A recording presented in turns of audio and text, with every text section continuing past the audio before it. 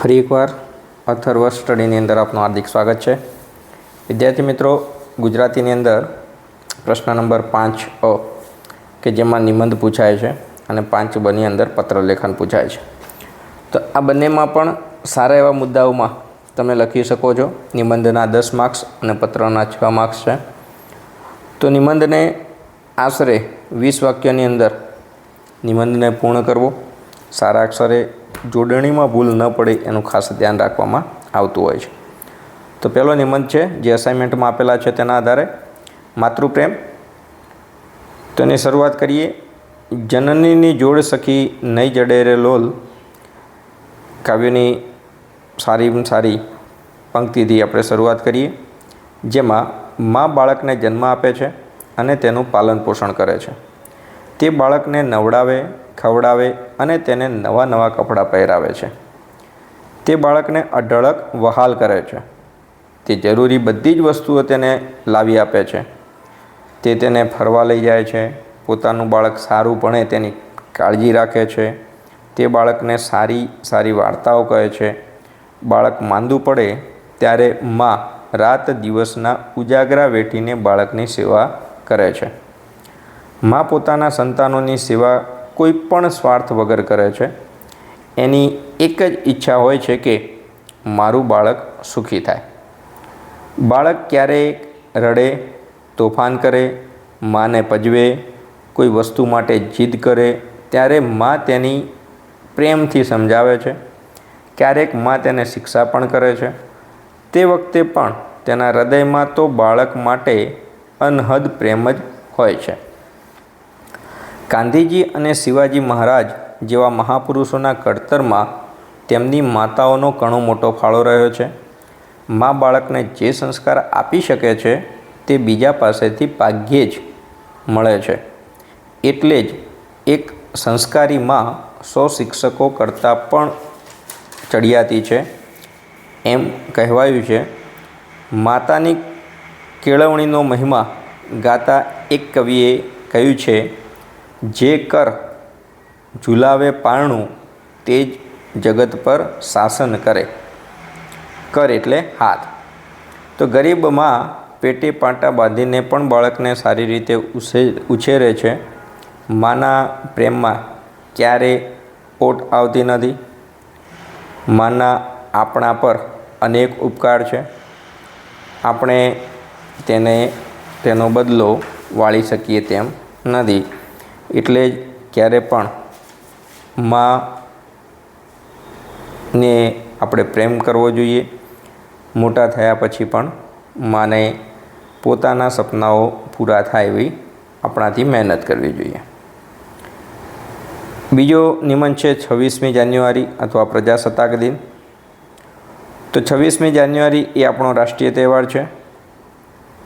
15 August 1947ના દિવસે આપણો દેશ આઝાદ થયો. ત્યારબાદ દેશનું બંધારણ તૈયાર કરવા માટે બંધારણ સમિતિની રચના કરવામાં આવી.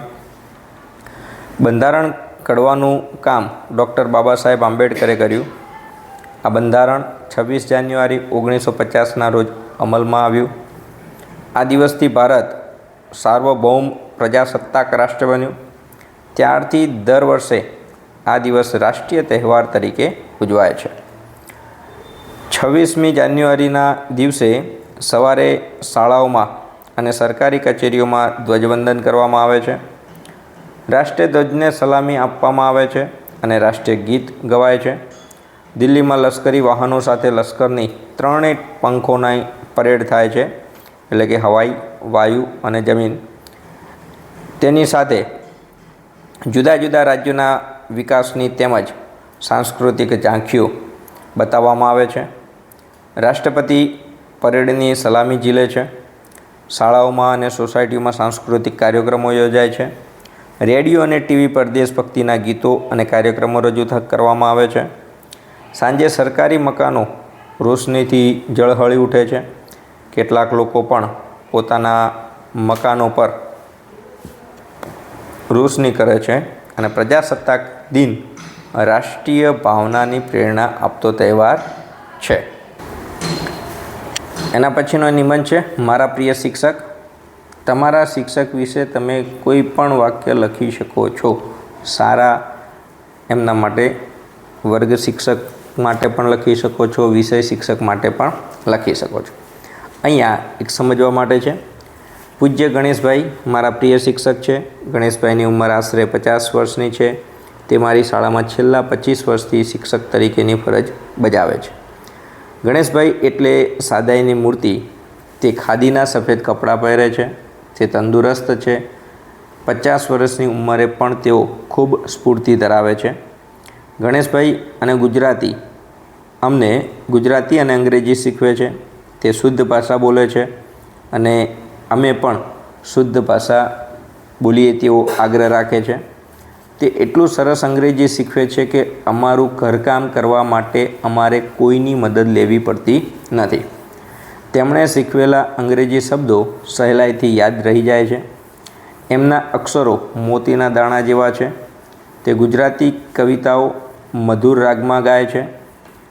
તે ગુજરાતીના નિબંધો અને વ્યાકરણ પણ સરસ રીતે શીખવે છે. તે અમને ક્યારેક વાર્તા પણ કહે છે. ગણેશભાઈ સદા હસતા રહે છે.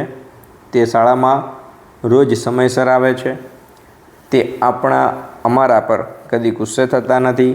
તે શિસ્તના આગ્રહી છે. તે કડક હોવા છતાં પ્રેમાળ છે. તે અમને અમારી કોઈ પણ મુશ્કેલી દૂર કરવામાં મદદરૂપ બને છે. ગણેશભાઈ ઇતર પ્રવૃત્તિઓમાં ઘણો રસ લે છે. તે અનેક નાટક, સંવાદ, વેશભૂષા વગેરેની તાલીમ આપે છે.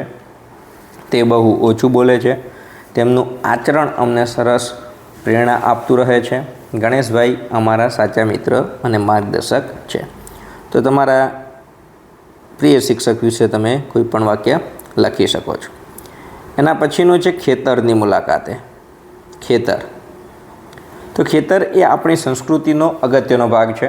તે માત્ર અનાજ અને શાકભાજી જ નથી ઉગાડતું, પણ આપણને પ્રકૃતિની નજીક રહેવાનો અનુભવ પણ આપે છે. હું મારા પરિવાર સાથે અમારા ગામની નજીકના એક ખેતરની મુલાકાતે ગયો હતો.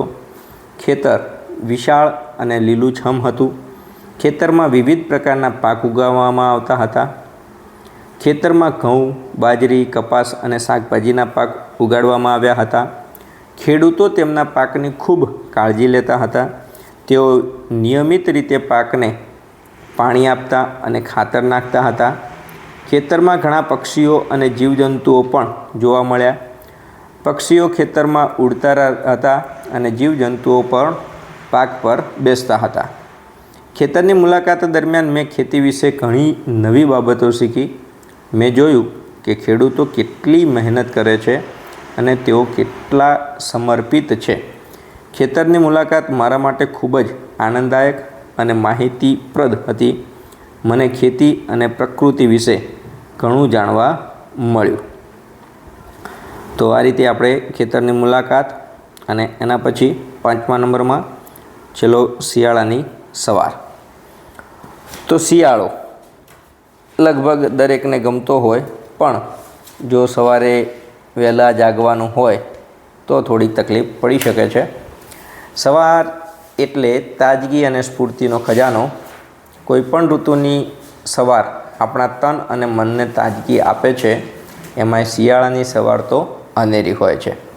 શિયાળામાં સૂર્ય મોડો ઉગે છે, પણ લોકો વહેલા ઉઠી જાય છે.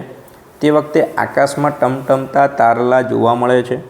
સવારે દાંત કડકડ થાય એવી ઠંડી હોય છે, એટલે લોકો ગરમ કપડાં પહેરીને પોતાના કામે લાગે છે.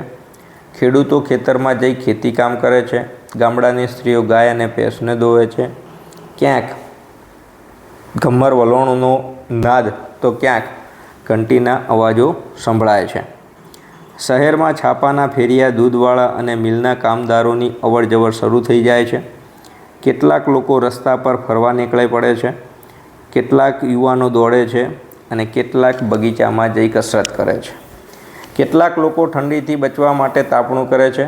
બાળકોને પથારીની મીઠી હૂંફ છોડવાનું મન થતું નથી, પણ નાહ્યા પછી તાજગી અનુભવાય છે અને ભણવાની મજા પડે છે. સવારે ઘાસ પર ઝાકળના ટીપાં દેખાય છે. સૂર્યના કિરણો વડે ઝાકળના ટીપાં ચમકી ઉઠે છે. પંખીઓનો કલરવ શરૂ થઈ જાય છે અને શિયાળાની સવાર એ ખરેખર સુંદર હોય છે. તો અહીંયા આપણે પ્રશ્ન 5A કે જે નિબંધો છે 10 ગુણના છે એ અહીંયા પૂર્ણ થાય છે. તો આપણે આ ચેનલને લાઈક સબસ્ક્રાઈબ કરીએ અને બીજા મિત્રોને પણ આનો લાભ મળે એવું કરીએ, જેથી કરીને એ પણ તૈયારી કરી શકે. તમારા બીજા ગ્રુપોની અંદર પણ તમે ફોરવર્ડ કરી શકો છો વોટ્સઅપ દ્વારા, લિંક દ્વારા. અને તમે યુટ્યુબ ઉપર અથર્વ સ્ટડી સર્ચ કરશો તો તમને ત્યાં પણ મળી શકે છે. તો ધન્યવાદ, આભાર. ભારત માતા કી જય.